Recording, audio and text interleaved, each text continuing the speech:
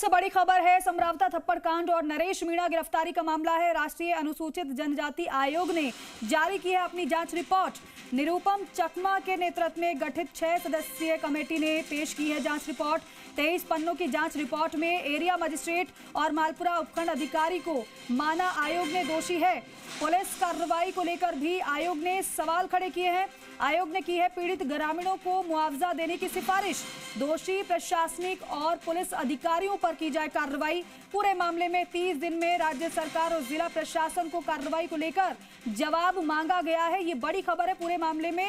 आपको बता दें कि 23 पन्नों की जांच रिपोर्ट में एरिया मजिस्ट्रेट और मालपुरा उपखंड अधिकारी को दोषी आयोग ने माना है। जांच रिपोर्ट सामने आ चुकी है और जांच रिपोर्ट में दरअसल ये बताया गया है कि मजिस्ट्रेट, जो एरिया मजिस्ट्रेट और मालपुरा उपखंड अधिकारी है, उन्हें आयोग ने दोषी माना है। पुलिस कार्रवाई को लेकर भी आयोग ने सवाल खड़े कर दिए हैं। आयोग ने पीड़ित जो ग्रामीण है उनको मुआवजा देने की सिफारिश भी कर दी है। पुरुषोत्तम जोशी हमारे सहयोगी फोनलाइन पर हैं। पुरुषोत्तम, क्योंकि आयोग की रिपोर्ट जिस तरीके से सामने आ रही है, ये तो वाकई में प्रशासन पर गंभीर सवाल खड़े कर रही है। जी देखिए, बिल्कुल जिस तरीके से जो एसटी आयोग ने जो जांच रिपोर्ट पेश की है, वो जांच रिपोर्ट की कॉपी आज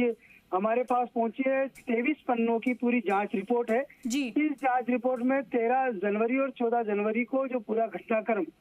टोंक जिले के समरावता गांव में हुआ, 13 जनवरी की रात को जो उपचुनाव के दौरान उपद्रव हुआ और उस दौरान पुलिस कर्मियों पर जिस तरीके से हमले किए गए थे लोगों की ओर से, उसके बाद आज जो जांच रिपोर्ट आई है वो पूरी तरह से ग्रामीणों के पक्ष में कह सकते हैं, क्योंकि उस दौरान हमले में कई पुलिस के जवान भी घायल हुए, कुछ प्रशासनिक अधिकारी हैं वो भी चोटिल हुए, और इस दौरान जो एरिया मजिस्ट्रेट और जो मालपुरा उपखंड अधिकारी थे अमित चौधरी, उनके भी थप्पड़ जड़ा गया था। इसी के बाद ये पूरा बवाल हुआ और बवाल के बाद में इसकी जो सियासी आस थी वो जांच रिपोर्ट। हम चाहेंगे जरा रिपोर्ट की कुछ बातें भी जरा बताते जाइएगा। जी देखिए, बिल्कुल इस जांच रिपोर्ट में खासकर एसटी जो राष्ट्रीय अनुसूचित जनजाति आयोग के जो सदस्य हैं निरुपम चकमा, उन्होंने इस पूरी जांच रिपोर्ट में जो ग्रामीणों से जो मुलाकात हुई और जो स्थानीय लोगों से उन्होंने बातचीत की, जो मीडिया रिपोर्ट्स में जो खबरें छपी, उन तमाम चीजों का हवाला देते हुए पूरे मामले के अंदर पुलिस द्वारा जो कार्रवाई की गई उसे गलत ठहराया है। उन्होंने ये सवाल खड़े किए इस जांच रिपोर्ट के माध्यम से। इसमें साफ स्पष्ट लिखा गया है कि जब लगातार नरेश मीणा सोशल मीडिया के माध्यम से झगड़ा भड़काने की जो अपील कर रहा था, लोगों को भीड़ जुटाने की जो अपील कर रहा था, प्रशासन चाहता तो उस दौरान नेटबंदी कर सकता था, एरिया में जो नेटवर्किंग थी उसको स्लो कर सकता था, लेकिन उन्होंने ये नहीं की। ये बड़ी लापरवाही प्रशासन की उन्होंने मानी है। उसके बाद पुलिस की दूसरी बड़ी लापरवाही ये मानी है कि जब ईवीएम मशीनें सकुशल सुरक्षित तरीके से वहां से रवाना होकर स्ट्रांग रूम तक पहुंच चुकी थी, तब ग्रामीणों पर इस तरीके से हमला करना, झगड़ा करना या उनके साथ मारपीट करना, खासकर बच्चे, बुजुर्गों और महिलाओं के साथ जिस तरह से पुलिस कर्मियों ने जो लाठियां बाजी, उसको लेकर भी राष्ट्रीय अनुसूचित आयोग के जो सदस्य निरुपम चकमा और 6 सदस्य जो टीम थी इन्होंने सवाल उठाए कि ये जब वहां से ईवीएम मशीनें निकल चुकी थी तो पुलिस प्रशासन को चाहिए था कि गांव तक पहुंचने वाले रास्तों पर वो अवरोधक लगाते, पुलिस जाब्ता वहां तैनात करते, बाहर से आने वाली भीड़ को वो रोकते, नेट बंदी करते, मोबाइल नेटवर्क को वो डाउन कर सकते थे। लेकिन ये तमाम चीजें नहीं करने की वजह को जो आयोग ने उन्होंने बड़ी गंभीरता से लिया है और राज्य सरकार के साथ जो जिला प्रशासन है, जिला कलेक्टर है, उनको 30 दिन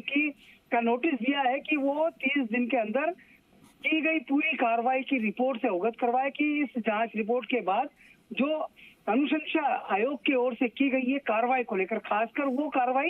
जिस पूरे मामले में पुलिस कर्मियों, अधिकारियों और प्रशासनिक अधिकारियों, खासकर जो एसडीएम मालपुरा अमित चौधरी हैं, उनके द्वारा जो आंगनबाड़ी कार्यकर्ता थी उनको से जबरदस्ती जो वोट डलवाने की जो बात थी, उसको भी आयोग ने बड़ी गंभीरता से लिया है। आयोग ने माना है कि अमित चौधरी ने पद का दुरुपयोग करते हुए उस कार्यकर्ता और उनके पति से जबरदस्ती वोट डलवाया। इसके बाद पूरी तरह से कानून व्यवस्था बिगड़ी। इसके बाद पूरी तरह से नरेश मीणा अग्रेसिव मूड में आए और उन्होंने वहां धरना दिया, वहां उपद्रव किया। ये तमाम चीजों को लेकर अमित चौधरी को पूरी तरह से आयोग ने दोषी माना है। और ये सिफारिश की और ये और जिस तरीके से आप बता रहे हैं कि 23 पन्नों की रिपोर्ट जो आयोग की आई है और जो पहले की तस्वीरें हमें अब याद आ रही है, जो हमने उस दिन देखा था, तमाम सवाल खड़े हो रहे थे, लेकिन अब ये आयोग की रिपोर्ट जो कह रही है, ये तो पूरा मामला ही पलट सा गया एकदम से। देखिए बिल्कुल कहीं ना कहीं अब जिस तरीके से जो जांच रिपोर्ट जो आई है, यही पुलिस और प्रशासन के साथ आयोग की जो कार्यशैली है उसके लेकर बीच में सेतु की जो कहीं ना कहीं मिसकम्युनिकेशन हुआ होगा, वही चीजें इस जांच रिपोर्ट को लेकर देखी जा सकती है। क्योंकि इस दौरान इस पूरे झगड़े के अंदर कई पुलिसकर्मी ऐसे थे जो गंभीर चोटिल हुए। एक पुलिसकर्मी तो आईसीयू तक रहा और वो करीबन 1 महीने के बाद वो वहां से अस्पताल से एसएमएस अस्पताल से डिस्चार्ज होकर घर लौटा और आज भी ये कहते हैं कि वो आज भी बेड रेस्ट पर ही है, क्योंकि हेड इंजरी उसके ज्यादा थी, उसके फसलियों में इनमें गंभीर चोटें थी पुलिस जवान के। लेकिन उन तमाम चीजों को आयोग ने नोटिस नहीं किया जी। और उन्होंने आयोग ने सबसे महत्वपूर्ण चीज ये नोटिस की है कि पूरी तरह से जो मतदान के जो दिन 13 जनवरी को जिस दिन मतदान था जी, उस दिन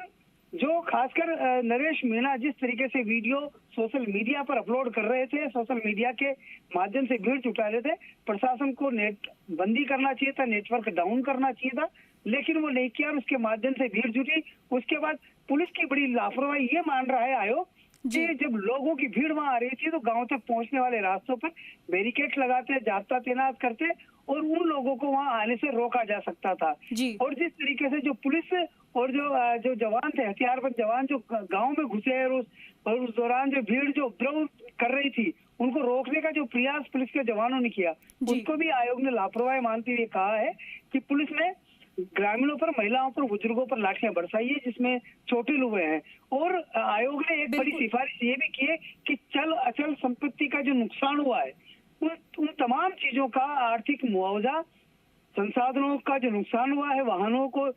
जो जलाया गया था, तमाम मुआवजा वगैरह देकर अगले 30 दिनों में वो जांच रिपोर्ट आयोग को राज्य सरकार और जिला प्रशासन बताए कि उन्होंने 30 दिन में क्या कार्रवाई की, क्या उन तमाम लोगों को मुआवजा दे दिया गया क्या। और खासकर एक और बड़ी बात यह है कि जो आंगनबाड़ी कार्यकर्ता है उसको संरक्षण देने की भी सिफारिश आयोग ने की है कि उसका किसी भी तरीके से प्रशासनिक उत्पीड़न ना हो, कोई प्रशासनिक अधिकारी उस पर प्रेशर नहीं बनाए, दबाव नहीं बनाए और किसी भी तरीके से उसकी नौकरी या उसके रोजगार या परिवार के साथ कोई भी हानि या नुकसान ना हो, इसके संरक्षण को सुनिश्चित करने की भी ठीक है पुरुषोत्तम, बहुत शुक्रिया इस पूरी जानकारी के लिए, बातचीत के लिए। तो जी राजस्थान आपको 23 पन्नों की रिपोर्ट की कॉपी भी दिखा रहा है जो आयोग की ओर से